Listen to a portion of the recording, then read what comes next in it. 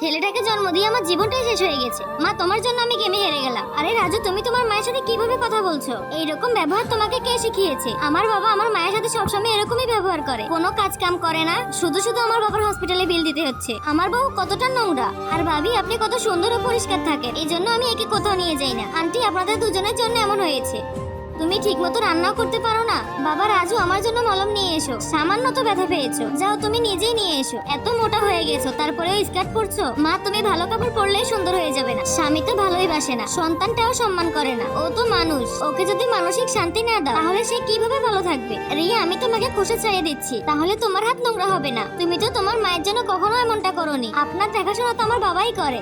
মা হয়ে গেছো, এখনো স্কার্ট পরো? আমি তো আমার মাকে বলবো আরো 20 বছর করতে। আমি টাকা ইনকাম করে মাকে অনেকগুলো স্কার্ট কিনে দেবো। তুমি এখন যেমনটা তোমার বউয়ের সাথে ব্যবহার করছো, তোমার ছেলে বড় হলে তোমার সাথে এমন ব্যবহারই করবে। আমাকে মাফ করে দাও রিয়া। আল্লাহর এই ছবিটিকে ভালো লাগলে লাইক এন্ড সাবস্ক্রাইব।